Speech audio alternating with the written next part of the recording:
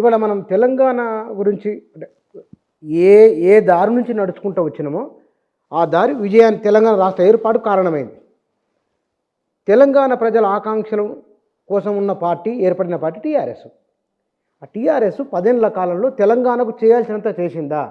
సమాజ నిర్మాణాన్ని పురోగమించే విధంగా, మనుషుల పక్కదారి పట్టకుండా విధంగా ఏం చేసింది? ఏం చేస్తే బాగుండేది? అంటే డిఫరెంట్గా బుచ్చన్న ఈ 10 ఏళ్ల పరిపాలనలో ఇమీడియట్గా ముందుకొచ్చినటువంటి అంశాలు ఒక 3-4 ఉన్నాయి బుచ్చన్న. ఎందుకంటే తెలంగాణ నీటి కోసం చాలా తల్లాడింది, కొట్లాడింది, ఆవేదన చెందింది, ఆత్మహత్యలు అయిపోయినాయి. అసలు ఏ గ్రామంలో కూడా తాగటానికి నీళ్ళు లేనటువంటి స్థితి, ఏ గ్రామంలో చెరువు ఉన్నా నీళ్లు లేనటువంటి స్థితి, ఏ గ్రామానికి కూడా ప్రాజెక్టులు లేనటువంటి స్థితి, నిజం పల్లెం ఎరుగును నిజం దేవుడు ఎరుగును అనేటువంటి పద్ధతి. మనం ఎత్తు మీద ఉన్నాం కాబట్టి మనం సేఫ్, మనకు కానీ మనకు నీళ్లు రావని చెప్పుకునేటువంటి పద్ధతి. అన్ని దారులన్నీ కూడా గోదావరి అంతా కూడా రాజమండ్రికో ఇంకెక్కడికో పోతుంది, ఇది మన కర్మ అని మనం అనుకున్నటువంటి పద్ధతి. కానీ తెలంగాణ వచ్చినాక కేసీఆర్ గారు చేసినటువంటి అద్భుతమైనటువంటి ప్రయత్నాలు బుచ్చన్న, అది అందులో కాళేశ్వరం ప్రాజెక్ట్ నిర్మాణం కావచ్చు, లేకుంటే కాకతీయ మిషను ద్వారా చెరువుల పూడికలు కావచ్చు, నీటి రంగం మీద పెట్టినటువంటి నిజంగానే నీటి రంగానికి సంబంధించిన విమర్శలు ఉండొచ్చు బుచ్చన్న. విమర్శలకు జోలికి మనం పోకుండా అసలు కేసీఆర్ గారు అనుకున్నటువంటి ఒక ముఖ్యమైనటువంటిది అంటే నీళ్లు, నిధులు, ఈ రెండింటి అంశంలో నీళ్లు నిధులు నియామకాలని ఏ ట్యాగ్ అవుతున్నదో ఫస్ట్ నీళ్లను పరిష్కరిద్దాం, ఈ నీళ్లను పరిష్కరించాలనేటువంటి విషయం మీద ఆయన పెద్ద ఎఫర్ట్ పెట్టిండు బుచ్చన్న. అసలు తెలంగాణలో ఇంకొక ముఖ్యమంత్రి వస్తే, ఇంకొక పార్టీ అధికారంలోకి వస్తే ఇవాళ ఆ పరిస్థితి ఉండేది కాదు బుచ్చన్న.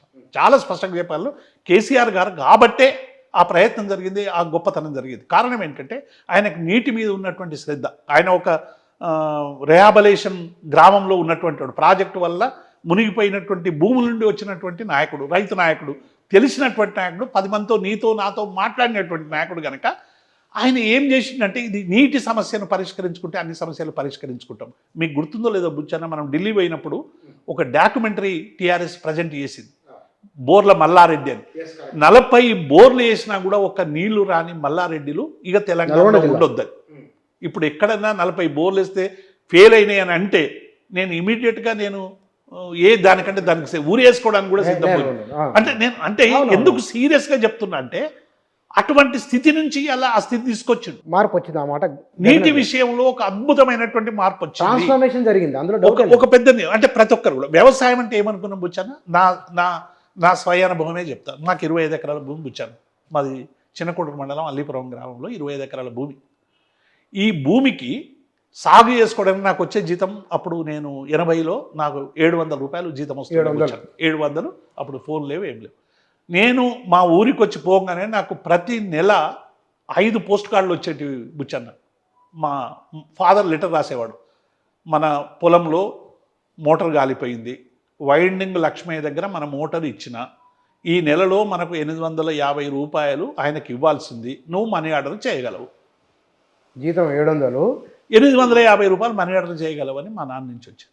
నేను తినడానికి తీసుకుపోయే 25 కిలోల బియ్యం నాకు అప్పుడు బజార్లో కొనుక్కుంటే 2 రూపాయల కిలో బియ్యం ఉంటే 50 రూపాయలు అయ్యేది బుచ్చాను.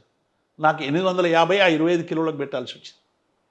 అంటే వ్యవసాయం చేయాల్సినటువంటి రైతులందరూ కూడా ఎంత సంక్షోభంలో గురి అయినరో చెప్పడానికి నేను ఈ ప్రతీక చెప్తున్నాను. చివరికి ఆ భూమి అమ్ముకోవాల్సినటువంటి దుస్థితి ఏర్పడ్డది మాకు. అసలు ఈ వ్యవసాయం అనేటువంటి దండగా, దీనికి నెలకు 800 పెట్టే బదులు 800 తీసుకొచ్చి ఎండన ఇక్కడ వాడవచ్చింత ప్లాట్ కొనుక్కుంటే ₹1 ఖర్చు పెట్టేది ఉండదు కదా, ఎందుకు పెట్టాలి వ్యవసాయం మీద అని. వ్యవసాయం మీద అంత మమకారం ఉన్నటువంటి మా కుటుంబం, ఎందుకంటే మాది బ్రాహ్మణ కుటుంబమైనా మా అమ్మ కలుపుకు పోయేది, నాటేసేది, కలిసేది, కుప్పలు కొట్టేది.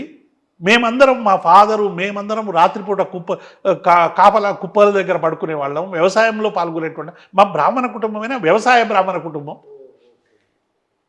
అంటే నేను ఏమంటున్నా అంటే ఇటువంటి కుటుంబాలనే ఇంత సంక్షోభం తీసుకొచ్చి, ఇక మామూలు వ్యవసాయం చేసేటోళ్ళ సంక్షోభం మనం ఎట్లా, దళితులకు 1 ఎకరం ఉంటుంది బుచ్చన్న, 1 అర ఎకరం ఉంటుంది, వాళ్ళు ఏం పండిస్తారు, ఏం తింటారు, ఎట్లుంటారు పిల్లలు చెప్పండి ఒక్కసారి. ఎంత జీవితాలన్నీ ఎంత దుర్లభంగా మారినాయి తెలంగాణ. ఇవాళ చాలామంది మాట్లాడతారు, చాలామంది అపవాదులు వేస్తారు, కేసీఆర్ను ఏదో చేస్తాం ఏమో చేస్తాం, ఆయన ఏం చేసిండని. ఇది మార్చినటువంటి గొప్ప నాయకుడు కేసీఆర్ అన్న, నిస్సందేహంగా. చాలా స్ట్రేట్ అవేగా నేను చెప్పగలను. నీటి విషయంలో అద్భుతమైనటువంటి విజయాలు ఇంతకంటే గొప్ప విజయాలు సాధించండి మీరు. నేను మాకు సిద్దిపేటకు నీళ్ళు వస్తాయి గోదావరి అని మేము అనుకున్నామా?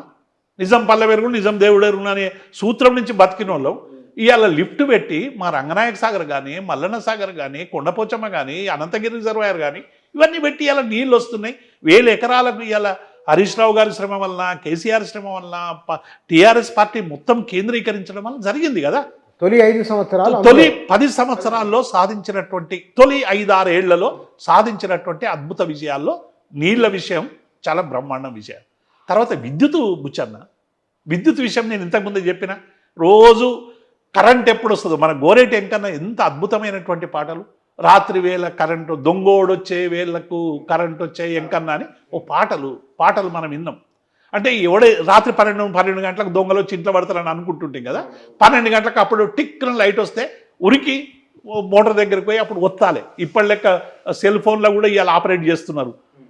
అప్పుడు లేదు, 2 కిలోమీటర్లు 3 కిలోమీటర్లు ఉడిచి ఎన్నడూ సంసారాలు చేయలేదు బుచ్చన్న తెలంగాణ యువకులు. 20 ఏళ్ళు 20 ఏళ్ళు పెళ్ళాం దగ్గర పండుకున్నది లేదు. అంటే ఉన్నమాట చెప్పాలంటే ఇది 15 వరకు మనం వచ్చే వరకు పరిస్థితి ఇది. పిల్లల ముఖం చూడకపోదురు బుచ్చన్న. అర్ధరాత్రి లేచిపోవాలి, ఇంటికి పోయారకల్లా పిల్లలు స్కూల్కి పోవాలి, బడికి పోవాలి. అసలు పిల్లలను చూడని తండ్రి ఎట్లన్నా మనం ఆలోచించగలుగుతామా? తెలంగాణ అటువంటి విషయంలో తల్లాడేది. ఎందుకు కోరుకున్నారు తెలంగాణ అంటే గివి కావాలని. ఇవాళ 2 పూటల నీళ్ళు వస్తే తెలంగాణ తెచ్చుకున్నందుకు రైతు గర్వపడడా బుచ్చన్న? ధర్నాలు లేని తెలంగాణ ఫస్ట్ టైం చూసినాం. అదే అంటున్నా, తెలంగాణ ముట్టడి లేని తెలంగాణ. నేను ఏమంటున్నా, రాజకీయపరమైన విమర్శలు వేరు బుచ్చన్న, మనం కూడా చేయొచ్చు. మార్పు చాలా స్పష్టంగా విద్యుత్ విషయంలో గతంలో ఒక ట్రాన్స్ఫార్మర్ కలిపి బుచ్చన్న నాకు అనుభవం. నేను కూడా 2 సంవత్సరాలు వ్యవసాయం చేసిన, చదువు మానేసి, చదువుకునేటువంటి స్తోమత లేక 2 సంవత్సరాలు మానేసినటువంటి సందర్భంలో మా ఊర్లో ట్రాన్స్ఫార్మర్ కాలిపోతే ట్రాన్స్ఫార్మర్ బళ్ళ పెట్టుకొని రైతులందరం పోయి సబ్స్టేషన్ దగ్గరికి పోయి ఆ ట్రాన్స్ఫార్మర్ ఇచ్చి అందరం బియ్యం తీసుకుపోయి వండుకొని ఆడనే కూర వేసుకుని ఇంత టమాటా కూర తీసుకొని వారం రోజులు సబ్స్టేషన్ దగ్గర వందు కూర్చాను. వారం అయిన తర్వాత 10 రోజులకు మనిషికి పైసలు జమ చేసి ఆ డిఈకి ఏఈకి నీకు ఆలబెడితే అప్పుడు మా ట్రాన్స్ఫార్మర్ మాకు ఇస్తే పోయే వరకు పంటలు ఎండిపోతుండే బుచ్చన్న. ఇది తెలంగాణ బతుకు బుచ్చన్న. ఇవాళ ఉందా బుచ్చన్న? చాలా మారింది. ఇవాళ కేసీఆర్ గారు విద్యుత్లో సంస్కరణ తెచ్చి మొబైల్ ట్రాన్స్ఫార్మర్ సిస్టమ్ తీసుకొచ్చి 24 గంటల్లో విద్యుత్తును ట్రాన్స్ఫార్మర్ తీసేసి కొత్త ట్రాన్స్ఫార్మర్ పెట్టేటువంటి వ్యవస్థను తీసుకొచ్చిండు. ఈ సంస్కరణలు అవి అప్పు తెచ్చిండా, ఏమి తెచ్చిండు, అది వేరే చర్చ. కానీ తెలంగాణ ప్రజలకి అవసరమైనటువంటి మౌలిక సౌకర్యాల్ని కల్పించడంలో, విద్యుత్ కల్పించడంలో, నీటిని కల్పించడంలో ఒక గొప్ప విజయాన్ని సాధించినటువంటి పరిపాలన కేసీఆర్. ఇందులో ఈ 2 విషయాలు. తర్వాత సంక్షేమ విషయంలో ఎవరు అడగని ఊహించని చేసిండు. ఆయన ఇంకా ఏం చేయాల్సిందే? ఇంకా చాలా చేయాల్సి